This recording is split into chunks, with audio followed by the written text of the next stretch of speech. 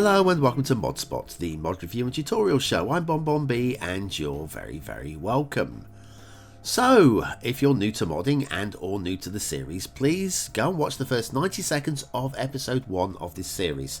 That covers all of the disclaimers and stuff that you need to know regarding whether mods could break your game or not. Once you've done that, come back and rejoin and all will be good. Today's mod is Cubemap Replacer by BloodyPenguin. It's a visual mod that will make a huge visual change to your game for the better.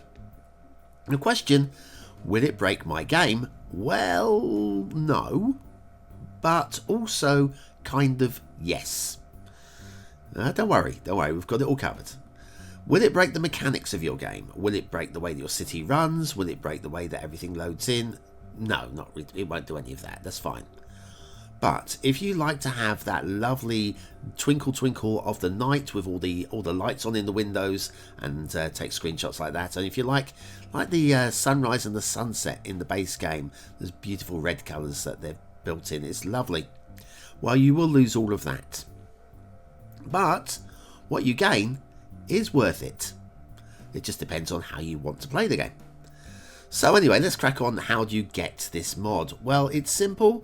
Normally subscribing is very straightforward. You just go to the workshop. The link is in the description to this mod. Subscribe to it, and you'll probably want to grab some Cubemap packs while you're there as well. And I'll link a few of those into the description too.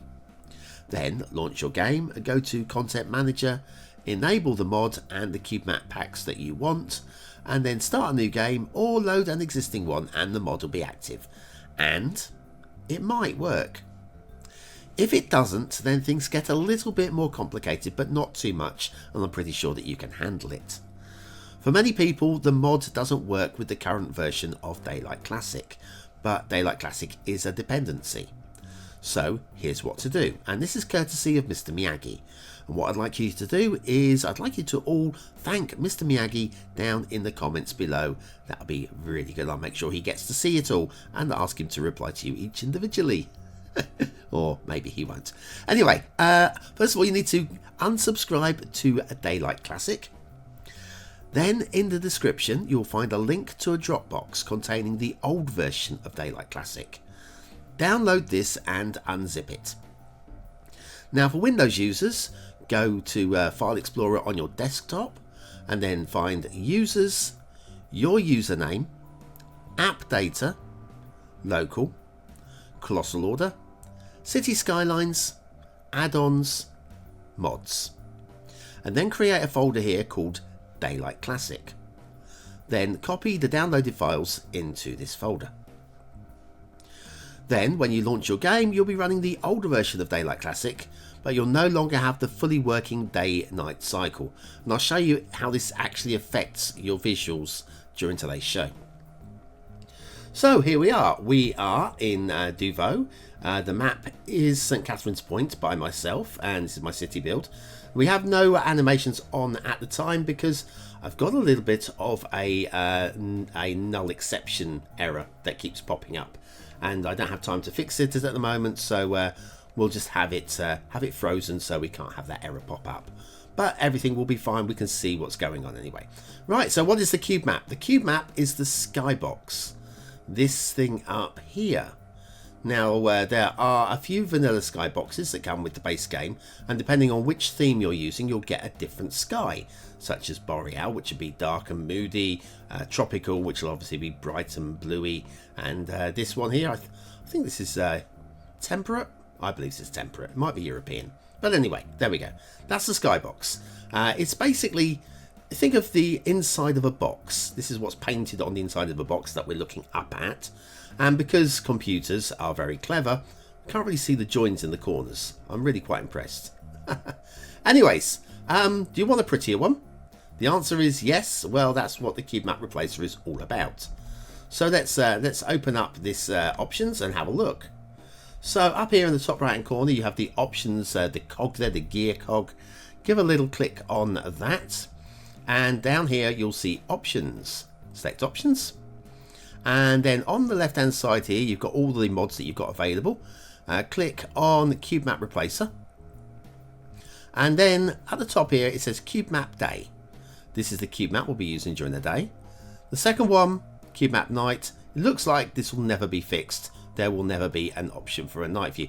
Could be wrong. BloodyPenguin might be working on it right now, but I'm not seeing anything at this time. We'll cover minimize horizon in a moment. But anyway, cube map vanilla. That's what we're running on at the moment. If we click on that, you've got a drop down menu with all of the cube maps that you are subscribed to through all those cube map packs. Choose one that you would like to have a look at. So let's have a look at 8K day 6. There we go. Day 5 even. Day 6. I said day 6. We'll go day 6. Click on that. Give it a few moments to load. And your sky will just magically change. Once it's loaded. A little spinny. It's loading. There we go. And we have ourselves. I'll go back into camera mode for prettiness. A new sky. Hugely different. Absolutely beautiful. And we'll do another one while we're here, because we can. Leave that pointing upwards a little bit. Options. And we'll change that to something. Let's go for something a little bit more dramatic, maybe. How about Rural Winter Roadside? I've not even looked at this one yet. I've just subscribed to this one. This one I do believe is from Ronic69. And waiting while it loads up. And there we go. That is seriously dramatic. Could rain at any moment, and probably will. Oh, look at that. Yes. Very, very wet going on over there. Right, so that is the that's how you switch between cube maps.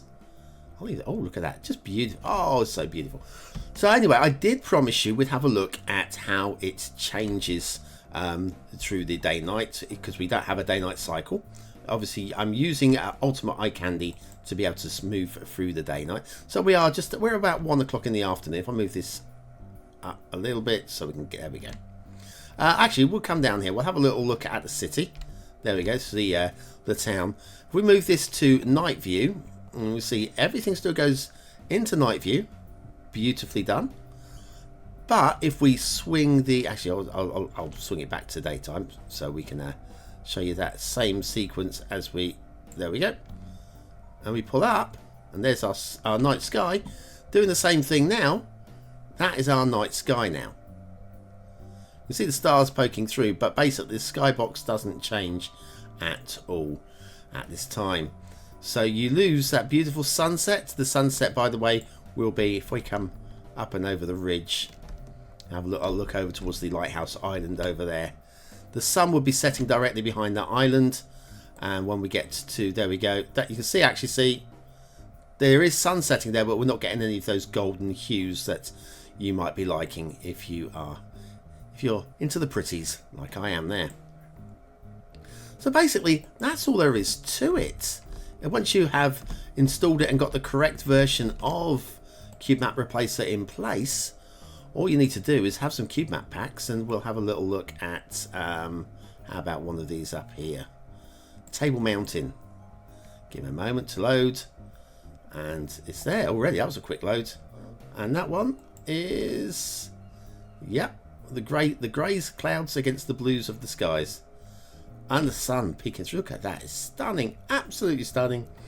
Highly recommend it. So yes, if that's what you're looking for from the game to perk things up. Oh, why we haven't looked at the horizon. Sorry, I didn't mean to show you this one. So yeah, if we head down to the beach here, that's the horizon with the current setting. And then if we go back into the menu options, we did say minimize horizon. I recommend leaving this unchecked. You check the horizon and you've got a real bold line across there. You can literally just see where the skybox meets the edge of the map. So I highly recommend leave that one unchecked there. Reload selected cube maps. I've never even tried using that one. I imagine that if you've got a glitch with your cube map, that'll just enable you to reload it from the workshop. I don't know. I have no clue. I'm not even bothering with that one because it does seem to be working fine. So there we are. Anyway, that's it. Let's go back to Cape Hill to finish as a closing cube map. There. Oh, wispy. Ah, lovely. Anyway, there we go. That's your lot. Well, thank you very much for watching, for commenting, for liking, and for subscribing. Join me very soon for another mod spot. We'll have another look at another mod and hopefully find something that will make your game just a little bit better than you have it already. Thanks for watching. I've been BonBonB. You've been very, very welcome, and I'll see you very, very soon.